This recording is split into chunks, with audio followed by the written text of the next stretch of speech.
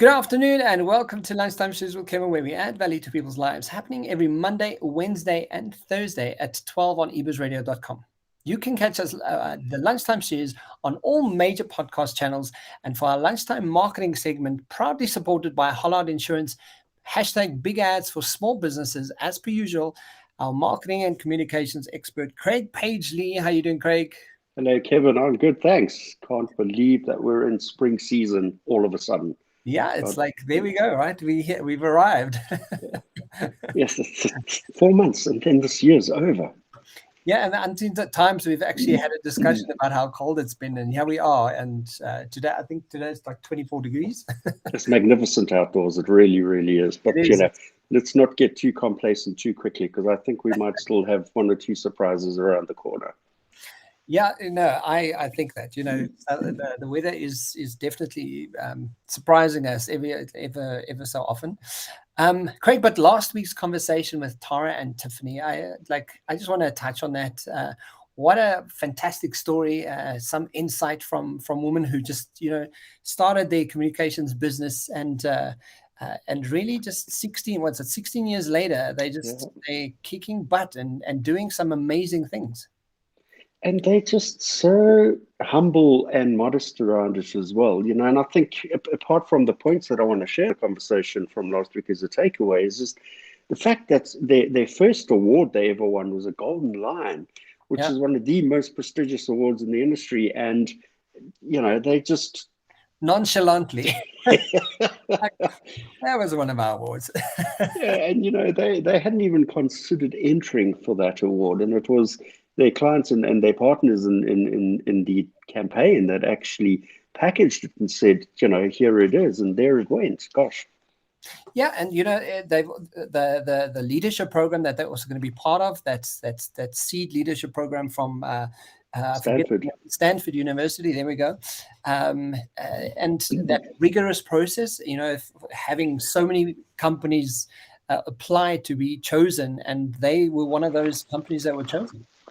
And from what I understand as well, the only South African company, which is a really great accolade, and definitely something that's going to help, give them some momentum and trajectory into the next phase of their existence, which is really great. Yeah, so guys, if you want to go and hear that conversation, it was with Tiffany and Tara, the owners of Flow Communications, and they're doing some amazing stuff in PR as women in the world, and just kicking some butt. Also joining that leadership program from Stanford Seed University, and if you want to go and check it out. But Craig, on that point, what takeaway tips can you share with listeners from last week's amazing conversation? Yeah, it was an amazing conversation, Kevin. There are 8 points that I really want to review again and go through with you from last week's conversation. The first one, and we have to start with the first one, is that business has to be purpose-driven. If you don't have a purpose-driven business, you're really just playing against the odds. Not just the odds, but from a buying point of view, consumers, partners, stakeholders, are all looking to businesses that are aligned with purpose, and that purpose needs to be deep. It needs to be aligned with one of the UN Sustainable Development Goals, and it really has to have meaning behind it. Moving on to point 2 is delivering work and having relationships that make a difference. Otherwise, you shouldn't be in the game. Again, that's a beautiful segue out of purpose, because when you understand your purpose and you positioning your business around purpose, finding the work and delivering the work that has meaning is that much easier. The third point is you must obtain pleasure, satisfaction out of the work that you deliver as well. It's not just about the holy grail of purpose. You've got to enjoy how you deliver that and find the meaning in that. You've got to do work that you love with people you like. And that is not just about staff. It's about clients, it's about stakeholders, and it's about your supplier base as well. The fifth point is a really great one. Set up a board in the very, very early stages of launching the business, Kevin, and that'll definitely ensure you get the right mentoring and nurturing from the get-go, because often it's too hard to undo some of the bad habits and negative behaviors that are in an organization or in a small business. Point six, with the guidance of that board, you should definitely be more successful in bringing the right people or staff, business partners into the business, which in turn allows you to start formulating the right culture at a very early stage of the formation existence of the business. 2 points we've addressed a number of times now. Network, meet as many people as you can through online business forums, face-to-face meetings, referrals, etc., and learn from others. And make it your duty to share the knowledge that you have where you can as well. And then the final and probably most important point for you from that discussion, Kevin, is that empathy is not just a soft skill. It is a business tool. Yeah. And and it's such an important point that I actually took the liberty of pulling a few definitions on empathy as a business tool from various sources.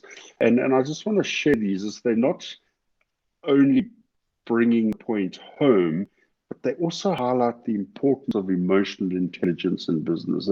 And that in itself is a conversation that we could spend an entire day on as well. Yeah. So the first definition I want to quote from is actually from the World Economic Forum. And it's titled, Why Empathy is Good for Business and How to Improve It. It was published by Silvia Castragiani, founder of Kindacom, and Elena Patini, vice chairman of Kindacom. We read the following. Empathy, in fact, represents the antithesis of individualism, of abuse of power, and of disconnection amongst human beings. And these are the pillars of stressful environments filled with tension and social conflict. Active listening with suspended judgment, attitude to observation, and conscious choice of the most appropriate verbal and non-verbal language are just some of the key ingredients of empathetic relationships that comply with the values of authenticity and closeness. Well, Craig, I just want to like suspended judgment. You just use that as a connection to empathy. It's so fantastic the way they write that, because I think that instinctively as humans we just go to that judgment place, and then we already make up our minds. Yeah, and you kind of don't actively listen based on the fact that you've already suspended. You don't suspend that judgment. It's a beautiful way that's written. And we referenced this in Naomi Klein when we spoke about Naomi Klein in one of our previous sessions as well, and the beautiful coupling of active listening and suspended judgment working hand in hand there.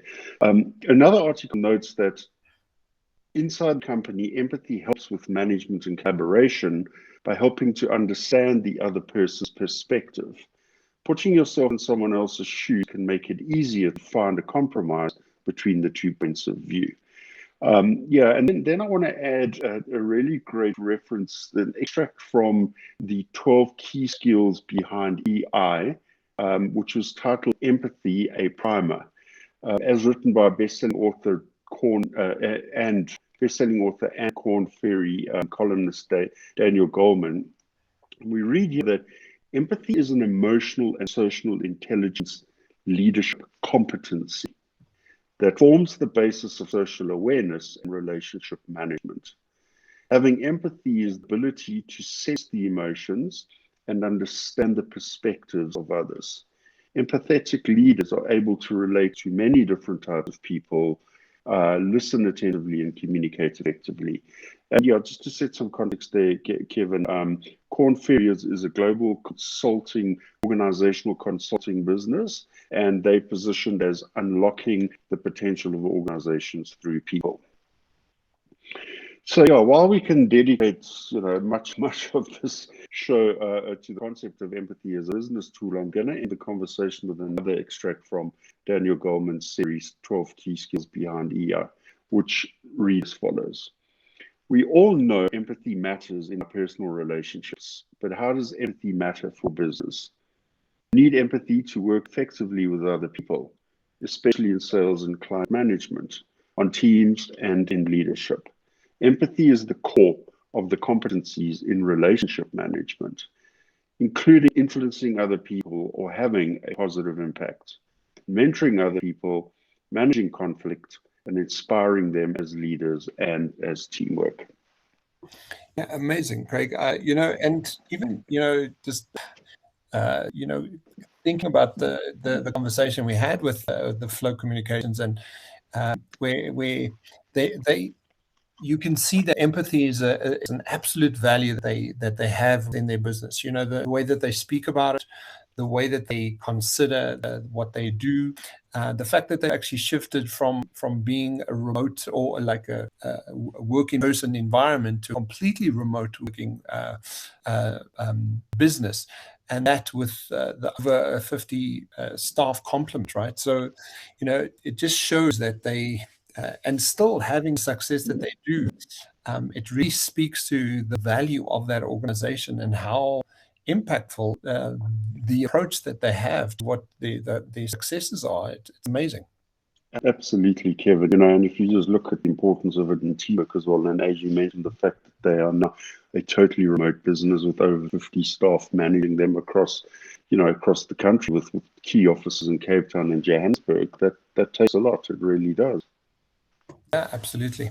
Craig, so you mentioned to me earlier that we were going to cover a topic we've referenced a few times before, but not actually addressed in detail on the show. Can you let the listeners know what we are in for today? Yeah, Kevin. So I initially wanted to cover that topic that we have mentioned before, that being public relations and reputation management. And the reason being, as with the concept of empathy being defined as a business tool, public relations is often referred to as the most important asset of an organization. So yeah, I'm in the process of finalizing arrangements for a special guest to join us. So we'll need to wait another 2 weeks for that conversation. That said, I've decided to then focus on the impact of the COVID pandemic on the advertising and media spend, but looking specifically at the automotive sector because there have been some real moves and challenges in that particular sector. Yeah, I mean, so, you know, just that point where you mentioned the public relations as referred to the important asset of the world. I can't wait for that conversation because, you know, I'm one of those people that have that general assumption that's PR. It's like PR, it's the one thing you spend money last kind of thing. But yeah, it's, you know, when you look at the impact that it does have on a brand, it speaks volumes. But the COVID pandemic on the automotive sector, I think that must be quite conversation. Yeah, there are some really great new learnings from it. And there was a wonderful opportunity to do some reflection on some of the other conversations we've had previously about advertising media spend. So, yeah, as usual, I want to start by just giving some context to the topic under discussion. And I want to look at what's actually happened in the automotive sector the past 18 months to 2 years, Kevin. By starting with a reference to report worldwide car sales 2010 to 2021, published by Statista Research Department as recently as 20 August this year, we learned that car sales averaged 31 million units worldwide year on year for the period 2010 to 2019. Interesting though, car sales jumped just over 5% to 74.8 million in that last period, but they came to a halt in 2019, obviously on the back of COVID, and that for many reasons, no face-to-face contact, supply chain issues, etc., etc. COVID absolutely wreaked havoc across all economies and the majority of brands as well, Kevin. And car sales declined by a whopping 14.71% to 63.8 million units globally. So from 71 million units averaging across that period, 2010 to 2019, as 2019 hits dropping down to 6.38 million. The upside, though, is that it is projected to grow by about 9.4% in the next year to 2 years, taking it back to about 60, 69, 70 million vehicles by the end of 2021. The reality here is it's not going to reach the levels at 2010, unfortunately. What's great again, though, is that there is an upswing. So it was good to read about positive developments for global economies, but the sentiment's unfortunately been reversed because of significant shortage of, believe it or not, microchips, which are integral components in automotive vehicles these days. And you've probably picked up some of the commentary there. So what I want to do is just reference from an article that's specific on that point. I came across this article Friday last week, and it addresses the point in detail. Titled "Car Production Delayed by Global Microchip Crisis." Almost all motor companies are affected, and vehicle shortages will remain for some months. The article was published by David Furlonger on businesslive.com, and this is what we learned. Global motor companies have cut vehicle production by over 6 million units so far in 2021 because of shortage of the semiconductor microchips. The figure for the full year could reach nearly 8 million. Now, if you look at what the projection was in worldwide car sales to try and get back to the 71 million from the 63 million, and if that's not going to happen, they're going to drop another 6 to 8 million. The industry really is in for a bit of a hiding. In South Africa, manufacturers and motor dealers say they can't meet market demand for some of their vehicles because of limited stock, and a lot of the imported models are at risk. But yeah, not just import, but local manufacturers have been impacted on. What is clear though, South Africa is better off than some of the international markets. A US company, Auto Forecast Solution, expects the North American vehicle production to fall short of targets just for their market by 2.4 million vehicles this year. In Europe, fall short by 2.3 million, and in China, fall short by 1.3 million. Now, compared with the expectation of 1.3 million loss in Asia, another total of 62,000 for the whole of the Middle East and Africa. So quite a significant impact on auto sales over and above that course correction that was just coming out of the impact of COVID. So that in itself has had a major impact on advertising as well. So, Greg, just listening to those stats and just considering how COVID has impacted it, do you think that's the way that the world is moving? The fact that people are remote working now, people are kind of going, well, I don't need a car, I can just catch a bus or catch an Uber, but also electric vehicles and sort of taking over, and people being aware of a greener economy, but also the fact that it's people's lives are changing to the degree that you're kind of like, well, I don't need a vehicle to get to where I'm going. I can just get an Uber. All of those. I think. Do you think that's sort of also impacting on at a bit of a micro scale to how this is affecting the world's automotive industry? Yeah, Kevin, that's a good point. So what we're going to see or hear about is actually some of the changing trends. So to the point that you make, yes, there are a lot of folk working from home and they feel that they don't need vehicles. So two car families are moving to one car. Okay, yeah. So there's a lot of second-hand vehicles in the market. What that does is it's allowed people who've got income constraints to actually now buy into the second-hand car market. So there's a big buy into second-hand cars.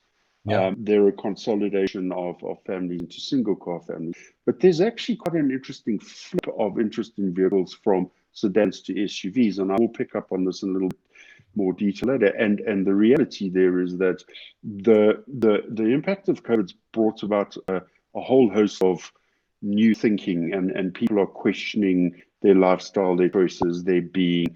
Are they getting enough balance in life and things like that? And what we're finding is a lot of the sedans have been flipped out for SUVs because people are now using the opportunities to actually get out. Yeah. And they're actually planning significant trips. They're planning to take a break. And particularly with the rigidity and intensity of work from home, they're using those opportunities as countries open, as parks open, as facilities open to actually go on trips and adventures. And that's an important point to note. So, I mean, with all of this in mind, Craig, so what are the automotive brands doing to keep consumers aware of their brands during this period? There must surely be a number of customers that have actually purchased or part paid for products that they cannot take possession of now. Yeah, that in itself is a really good point, Kevin, particularly in light of the impact on the microchips, So there are many customers across the globe that can't take their models. They've actually, in some instances, paid for them. But before looking at the tactics that automotive brands need to adopt to remain relevant during these kinds of crises, I actually want to give a little bit more context on the real impact of each of the brands by referencing David Furlonger's article one more time, if you don't mind. Okay. Toyota Motor Corporation announced that it planned global car production in September 2021. It could be reduced from 900,000 to 500,000 units just in a month. So that's almost halving their output per month coming up from September. BMW has actually downgraded the electric vehicle production forecast. You spoke about electric as an option. It really is gaining in popularity and relevance. BMW is actually literally bring that to a halt because, as you know, microchips are an essential component of electric vehicles. Volkswagen's biggest factory, Wolfsburg, Germany, is only operating 1 day shift a week, down from 3, which instead of full capacity, COVID came along, impacted on the business, reduced down to 3 on the back of the microchip. They're now sitting at 1 day a week. So it's just compounded impact in instances like that. Ford suspended the manufacture of its Fiesta car entirely in Germany. Volvo, Peugeot, Citroën, Fiat, and Chrysler have all announced cutbacks in their production in Europe, which again is bad news for our local market, as a lot of those cars from those brands are actually imports. South African imports, their exports, obviously. So, just to close on the point that David Furlonger revealed, the motor industry isn't the only one to suffer, Kevin. Manufacturers of smartphones, video game consoles are also others that lose out in this instance. Definitely the motor industry is arguably the biggest loser in this particular instance. So, following on from that point you just shared, has the decline in automotive production impacted on the advertising and media industry globally? Yeah, Kevin, there's been a significant impact on auto ad spending. Firstly, exacerbated by COVID, and then the double whammy on the back of the fact that the microchip has slowed down production. So the real impact is primarily due to COVID, with a secondary impact on the spend due to microchips, because there was a lot of spend coming out of COVID, theoretically coming out of COVID. There's a lot of spend commitment going into this sort of semi post-COVID new world, and there's just been a slight drop off on the back of that, though. Before addressing some of those specifics relating to the ad spend in the automotive sector, I quickly want to provide a summary what's actually happened in the ad and media sector during the height of COVID. And some of these points we've addressed, Kevin, but it's really just a great leveler to go back to understanding what COVID did in terms of impacting on the ad and media industry. So key numbers to remember moving from 2019 to 2020 are as follows. 34% of brands cancelled an advertising campaign completely pre-launch. 45% of brands stopped or pulled a campaign mid-flight. 38% of brands paused all new advertising efforts until late in 2020. 47% of display adverts were either paused, cancelled, or pulled. Paid social media reflected 45% drop. Sure. Linear TV saw 42% of ads on their platform either paused, cancelled, or pulled. Paid search, fortunately, people say paid search only had a 24% drop in spend. The global print market expected to drop from 32.49 billion to 32 billion. Radio advertising spend was expected to drop by 25% from 2019 to 2020. A sobering reality check, because Google and Facebook were predicted to lose more than 44 billion global advertising revenue during the height of the pandemic, Kevin. Even though people spent more time online. So that was a big reality check for me. Yeah. Google's total net revenue for 2020 was projected to be down $28.6 million to only $127.5 billion. Facebook's ad revenue was projected to be down 15.7 billion to 67.8 billion. That's a significant drop. Yeah, sure. Kevin, overall, 89% of brands took some action by adjusting their advertising budgets. However, moving into 2021, 68% of brands still expect that the pandemic will have an impact on their advertising budget. It's crazy when you just listen to the numbers like that. You then really have more context of how much more impact COVID has had, right? So Yes. it's insane. Yeah, So and sorry, and then the compound, and a great percentage of that is automotive. I think automotive is probably number 6 or number 7 category of highest advertising spend in the world. And then you have these double whammies of production issues and supply chain issues. It's just it's mayhem out there. yeah, it's crazy. So has there been a direct impact on the automotive brand advertising spend during this period? Yeah, absolutely, Kevin. Yeah, as I just mentioned, there definitely is COVID impact, double whammy, microchip impact. So, referencing the US Automotive Digital Ad Spending 2020 report, published by eMarketer and reported by Blake Krush, the opening headline really sets the context here, where it says, "Pandemic causes significant pullback, making automotive hardest hit industry Wow. after travel." Yeah. And that in itself is quite a sobering statement, because we know the impact that travel experienced. So yeah, there definitely has been severe impact on the auto industry. Quoting directly from the report, we learned that digital ad spending in the US automotive industry will decrease by 18.2% this year to 10.94 billion. This will be the largest reduction in digital ad spend by an industry after travel, Kevin, where the spend contracted 41%. Historically, automotive spend has been fairly even across search, video, and non-video display ads, but in 2020, search took a backseat as obviously auto advertisers were focusing less on performance marketing amid the pandemic chaos. During the onset of the pandemic, car shoppers delayed their purchases while manufacturing plants and dealerships closed or operated at a limited capacity. And this depends largely on when the pandemic subsides and how quickly the economy recovers. The recent rise in the used car sales indicates a pent-up demand for car purchase, and we expect auto digital ad spend will grow 21.4% in 2021 to 13.29 billion, slightly below pre-pandemic peaks. And I mentioned the fact that there definitely is a growth in the used car market sales environment. Yeah. For me, what's interesting, the growth projection of 21.4%, I think, is somewhat optimistic, considering that the vehicle stock is in short supply, which obviously may lead to a further decrease in spend until a point where the brands are comfortable enough to have stock in place. And remember, it's really damaging to a brand to continue advertising during a period where the brand cannot deliver against its promise. And when you're selling, an automotive purchase is a big ticket item, and when you're expecting a brand to deliver against the promise of that experience and purchase, and you don't know when you're going to see that brand, it's risky for those brands. Yeah, it's a high ticket. It's a high ticket purchase, Craig. So I'm just, it's you kind of caught up in a juxtaposition. Unless you have the money to just kind of like, okay, yeah, let's just buy a car.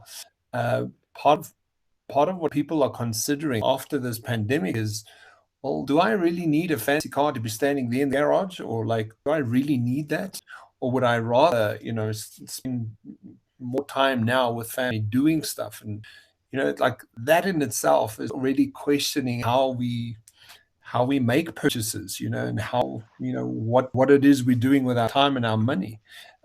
So I mean, it's interesting to think that, like, what do automotive brands need to do to keep consumers aware of their brand during this period, because that in itself is already a challenge to really, like, next to cars flying, what's the next thing? Like, we already electronic car, self-driving. Like, the next best thing is a flying car.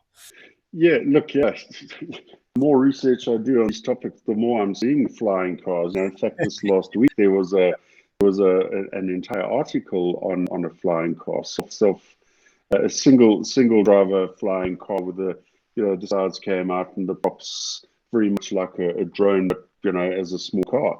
Yeah, Kevin, tech is definitely impacted the way businesses and brands have been marketing themselves for decades, and Obviously, to stay relevant, automotive brands and their respective dealership networks really need to ensure that their marketing strategies are evolving to keep up with those trends. And I emphasize the automotive dealerships extensively in the conversation, because there at times is a big disconnect. At the OEM brand level, there's really highly effective understanding of branding, positioning of the brand itself. But when you get into the dealer networks, they don't necessarily have the kind of budgets and experience to be able to position their network above any other network, and they leverage the marketing investment of the brand to help them position their brands relative to the next brand down the street. Yeah. So yeah, they really need to be cognizant of their marketing strategies and how to evolve them to keep up with the trends, as I mentioned. So the article That's why they pay you the big bucks, right? Years like, what the hell are we going to do now, guys? Yeah, I remember this entire conversation is on reduction in spend, Kevin, which means that the agencies and independents also have a reduction in spend. So yeah, unfortunately, the article Auto Sales Marketing Trends in 2021, published on Automotive Training Network blog on 6th February this year, provides some great insights as to how, particularly the dealership level, they can achieve some successful marketing strategies. So the first point for auto brands in the respective dealerships, and their respective dealerships, I should say, to consider is that of online visibility. So as we've noted before, Kevin, the importance of SEO can never be overstated. As when someone using search engines like Google, the search engine crawls the web, reading the SEO coding to find the most relevant content, and the higher the rankings, the more likely it is that the consumer is able to find the automotive brand website and the content they're looking for on that site. What's great though is voice-related searches is really growing. That obviously includes the likes of Alexa, Siri, Cortana.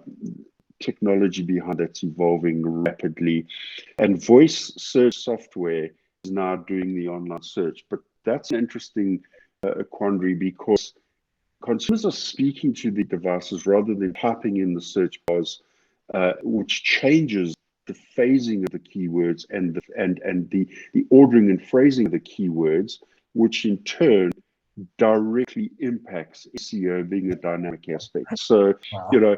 the media agencies are going to need to be in a position to very quickly, obviously using AI and the likes, is start getting to understand how the verbal search framing and structure is different to the typing search framing and structuring, and how SEO will then work between the two, and how websites are optimized to enable effective SEO across both entry points of search.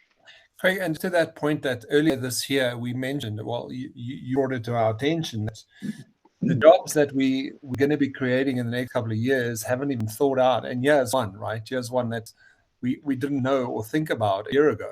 Yeah, and is changing based on how we're speaking to our devices. Correct.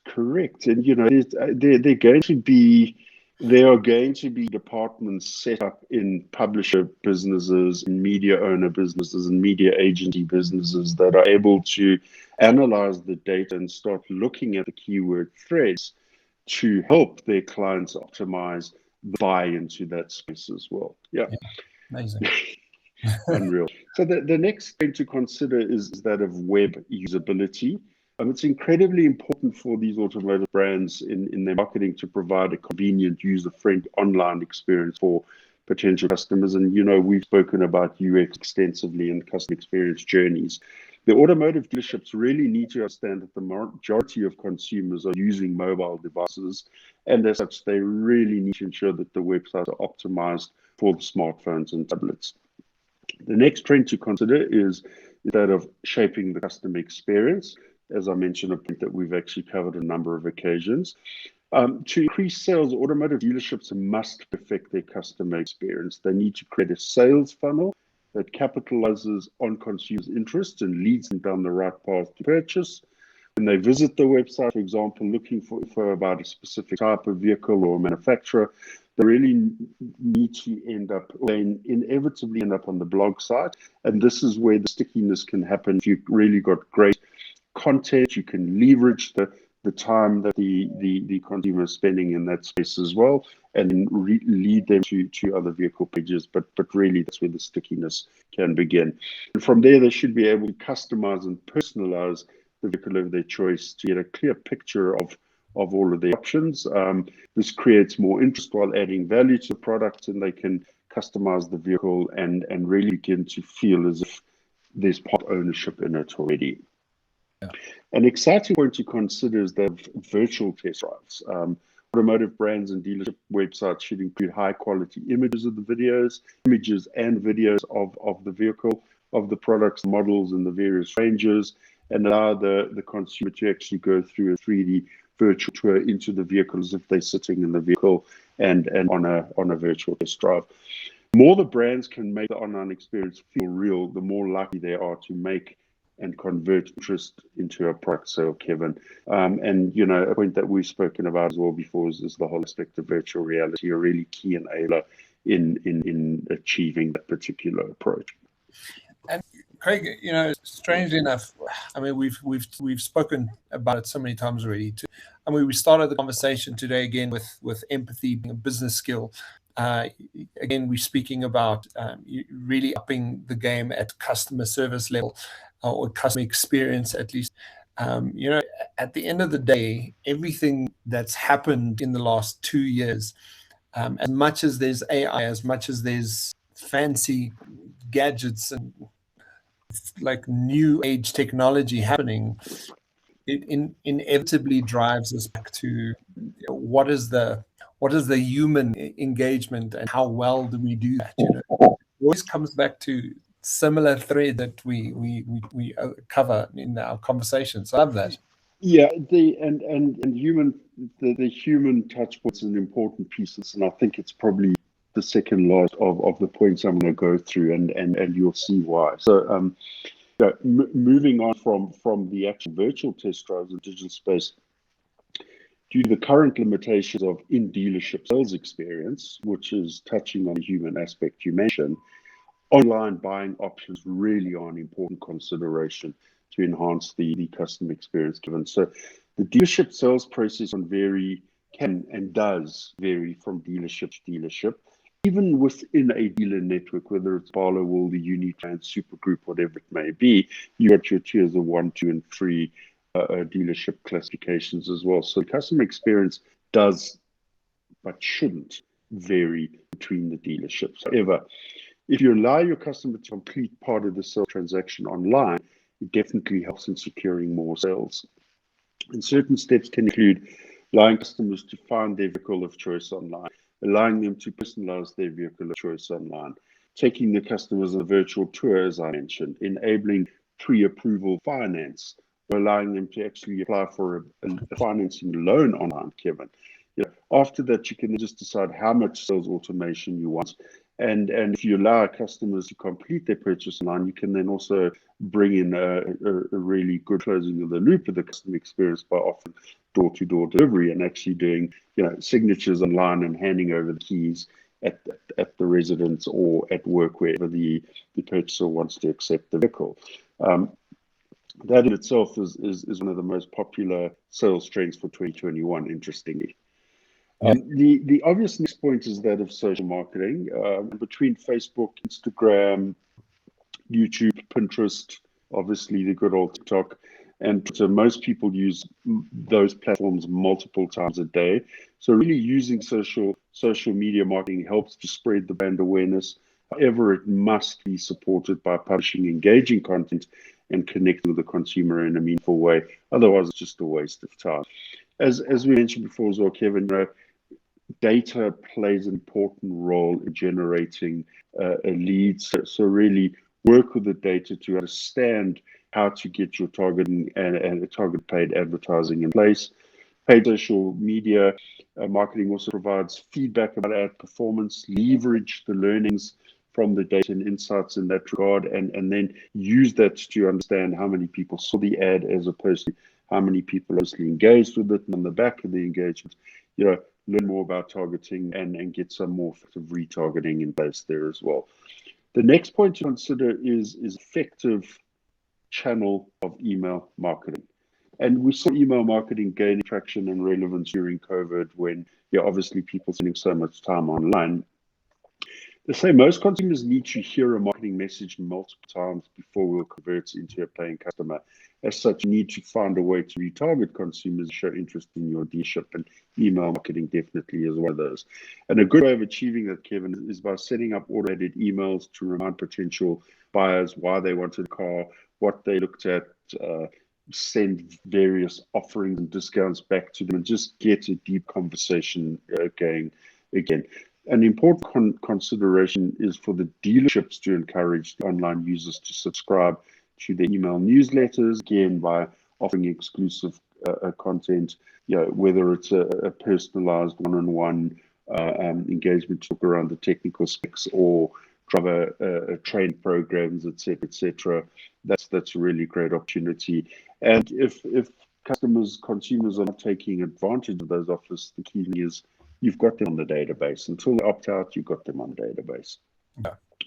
Mobile apps are becoming more relevant for the brands and the dealerships. They're a great way to improve the customer experience, from whether you're shopping on the app to scheduling appointments for viewing or for servicing, applying for the loans, or taking virtual tours of the vehicles.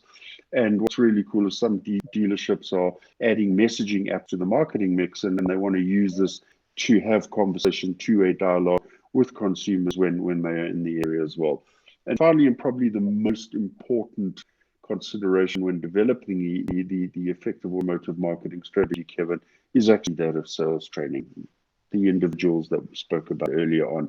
The brand intends improving the sales conversion through the face-to-face engagement in dealerships when the dealerships are sort of more accessible, or via the online channels. Everyone really needs to be talking from the same point in the engagement with the customer.